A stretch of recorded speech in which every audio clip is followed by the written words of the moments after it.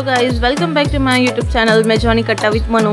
आज आपण बनवणार आहोत एकदम झटपटीत मसालेदार क्रीमी बटर चिकन। ही रेसिपी मला माझ्या मैत्रिणीने सांगितली होती, तर चला मग आज आपण तिच्या स्टाईलमध्ये बटर चिकन बनवूया। सर्वप्रथम चिकनला धुवून घ्यायचे, गरम मसाले ॲड करायचे आहेत, दही ॲड करायचे आहे, भाजलेला कांदा सुद्धा ॲड करायचा आहे आणि फ्रीजमध्ये ठेवून द्यायचं आहे मॅरिनेशन करून। नंतर कढईत बटर घेतलं होतं मी, ते तुम्हाला दाखवलं नाही बिकॉज माझ्या घरात खूप सारे पाहुणे आले होते। जेवढं शूट करता आलं तेवढं शूट केलं मी।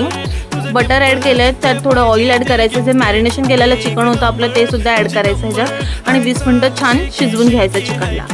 शिजल्यानंतर थोडं बटर ॲड करणार आहोत आपण आणि परत 5 मिनटं शिजवणार आहोत। 5 मिनटं शिजल्यानंतर त्यात मी गार्निशिंगसाठी कोथिंबीर ॲड केली होती, तुम्ही कोथिंबीर ॲड करू शकता आणि अमूलची फ्रेश क्रीम ॲड केली होती। अमूलची फ्रेश क्रीम ॲड करा त्याच्यात आणि नंतर मी इथे कोयल्याचा भाप दिला होता 1 ते 2 मिनटासाठी।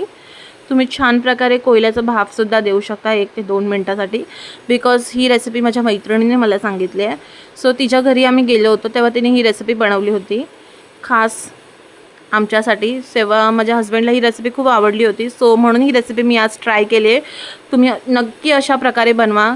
कांदा, लसूण आणि खोबरं वगैरे टाकायची काही गरज नाही आहे, एकदम झटपट बनणारी रेसिपी आहे ही आणि खरंच खूप छान लागते रेसिपी। तुम्ही नक्की बनवा आणि कमेंटमध्ये मला नक्की सांगा ही रेसिपी कशी बनली होती घरी तुमच्या बनवून। त्याच्यानंतर इथे कोयल्याची भाप दिली आहे मी।